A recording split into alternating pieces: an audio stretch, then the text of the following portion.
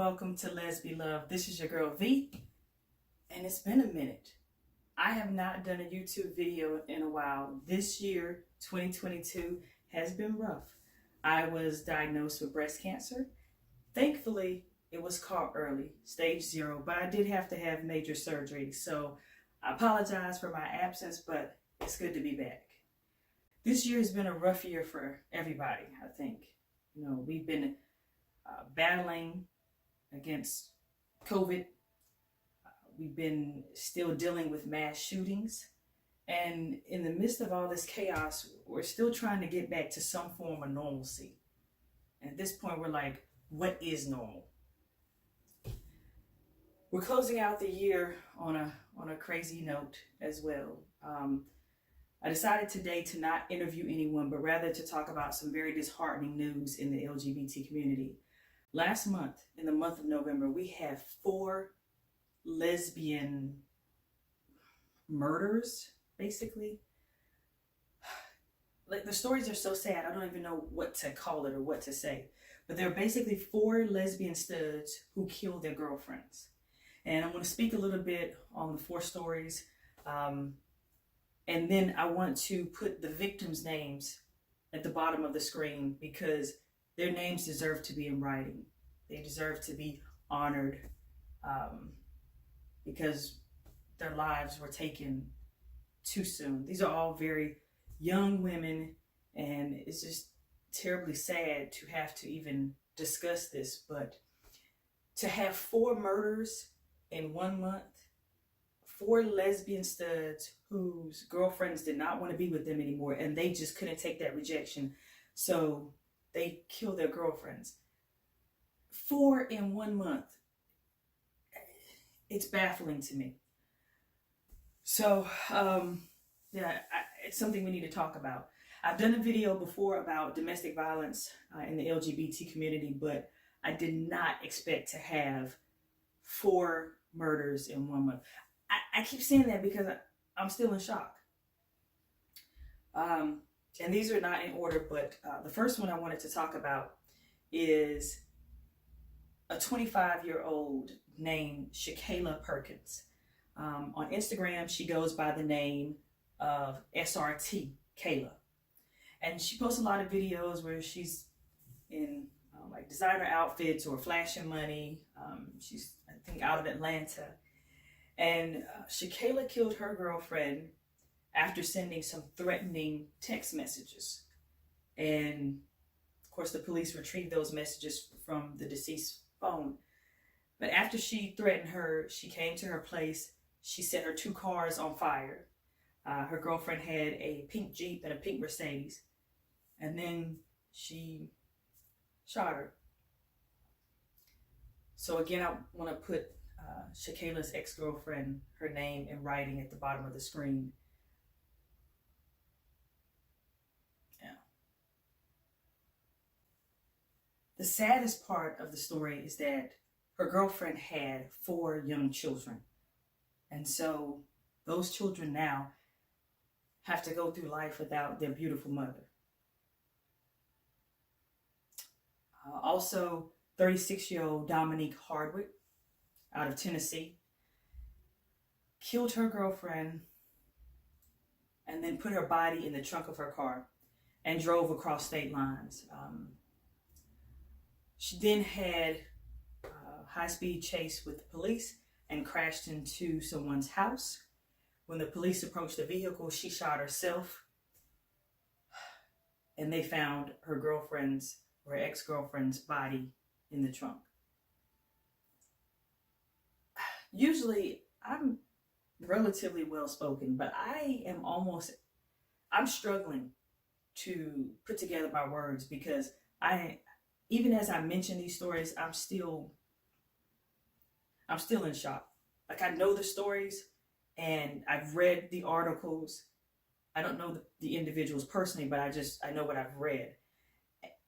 And even though I've already read the information, still thinking about it, it's just heartbreaking. You may have heard the story of 29-year-old Tiffani Gatson in New York, who was an off-duty police officer who killed her ex-girlfriend and her ex-girlfriend's new girlfriend. But the new girlfriend did survive. She shot both of them, but the new girlfriend did survive. And then Tiffani turned the gun on herself. You know, New York is definitely a city where there's a lot of crime, but this story still shook me a little bit. And the last one that I'll mention is 23-year-old Brianna Watson, the youngest of the four, out of St. Louis, who killed her girlfriend. And Brianna claims that she just pointed the gun at her girlfriend's forehead and the gun went off. I don't know. A lot will be decided once these young women go to court. But a gun is nothing to play with. Even though this is a toy gun, still, a gun is nothing to play with. And when you point a gun at someone or at anything, you should not point a gun unless you intend to destroy whatever you're pointing it at. This is a toy, but guns in general are not toys. And I think we've become so numb in America because of the number of mass shootings that we've been having, that sadly, we've gotten to the point where it's just everyday news. Lives are being lost. Children are having to grow up without their mothers. And I definitely want to start a conversation about this. This is just an introductory video to talk about domestic violence more and more and more. I don't want to sweep it under the rug. I don't want to ignore the fact that we just lost 4 beautiful women in 1 month. I want to start a conversation. I'd love to hear your comments. Drop them down below. What else can we do to talk about gun violence in America and LGBT domestic violence? If someone doesn't want you, walk away. Consider it a blessing in disguise. Say, if you're missing out on this, that's your loss. And live another day. Live to love again. One person's trash is another person's treasure. It's cliche, but it's so true. So if that person walks away, let them. And move on to your next blessing. The sun will rise the next day, and you might fall in love the next year, the next month. But you wanted that opportunity if you decide that this argument or this breakup is worth my life. Because not only are these 4 women gone and their families are shattered, but the 4 studs who pulled the triggers, their lives are gone also. So again, I just want to try to have an open discussion about domestic violence and gun violence in America. You know, we know that more and more Americans own guns each year. And I don't have an issue with someone owning a gun for personal protection.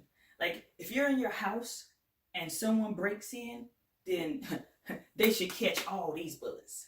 Because if I'm in my house minding my business and you come in, you're not coming in to borrow a cup of sugar. So that's different. I have no issues with people owning guns for personal protection. The issue is when this becomes the way we end an argument or the way we end a relationship. And that is not okay.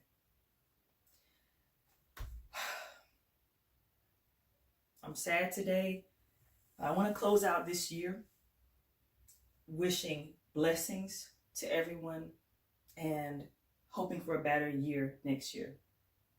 We definitely have to do something about gun violence, gun control in America. This is not the platform for it, but I do hope for a better year.